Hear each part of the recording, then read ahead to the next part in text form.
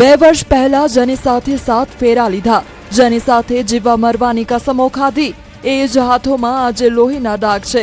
સુરતનું આકાશ હજુ શાંત થયું નહોતું ત્યાં મોરા ભાગળની સડકો પર ખેલાયો મોતનો તાંડવ। આંતરધર્મીય પ્રેમ લગ્નનો આવો કરુણ અને લોહિયાળ અંત આવશે એવું પૂજાએ સ્વપ્ને નહોતું વિચાર્યું। શંકાનો વહેમ, પત્નીની ગેમ। સુરતના મોરા ભાગળ બોટનિકલ ગાર્ડન પાસેનો એ વોકવે જ્યાં લોકો હરવા ફરવા આવે છે, ત્યાં જ સરફરાઝે કાળજું કંપાવી દે તેવી વારદાતને અંજામ આપ્યો। ખુલ્લેઆમ પત્નીની છાતીમાં ચપ્પુના ઘા ઝીકી દેવાયા। શા માટે એક પતિ આટલો હેવાન બન્યો? શા માટે 2 વર્ષના પ્રેમના સંબંધને સ્મશાન સુધી પહોંચાડી દીધો? આ સવાલોના જવાબ છુપાયેલા છે સરફરાઝના મનમાં ઘર કરી ગયેલી શંકામાં। બિહારથી સુરત રોજીરોટી માટે આવેલું આ કપલ 4 મહિનાથી જ અહીં રહેતું હતું, પણ વિવાદો જૂના હતા।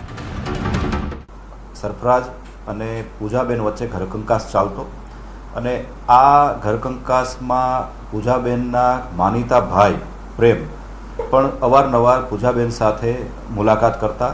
આ બાબતની પણ જે આરોપી છે તેને કોઈ પણ કારણસર બાબત ગમતી ન હોય અને તે લઈને પણ અવારનવાર બંને વચ્ચે ઝઘડાઓ થતા।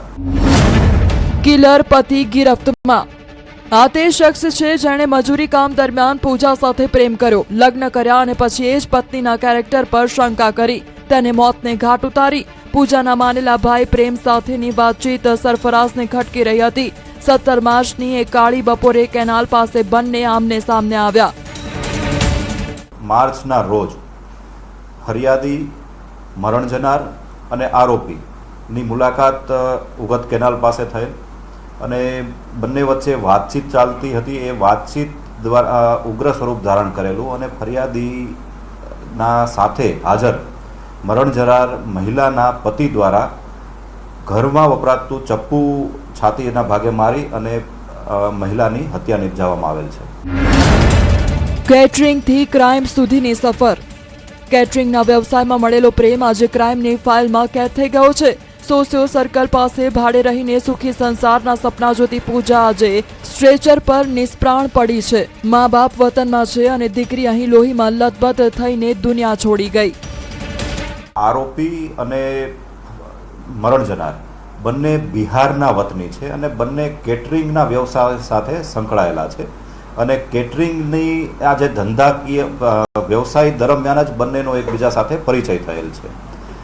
ત્યારબાદ બંને દ્વારા પ્રેમ લગ્ન કરવામાં આવેલા અને થોડા કેટલાક સમયથી સોશિયો સર્કલ પાસે બંને મકાન ભાડે રાખી અને રહેણાંક ધરાવતા હતા।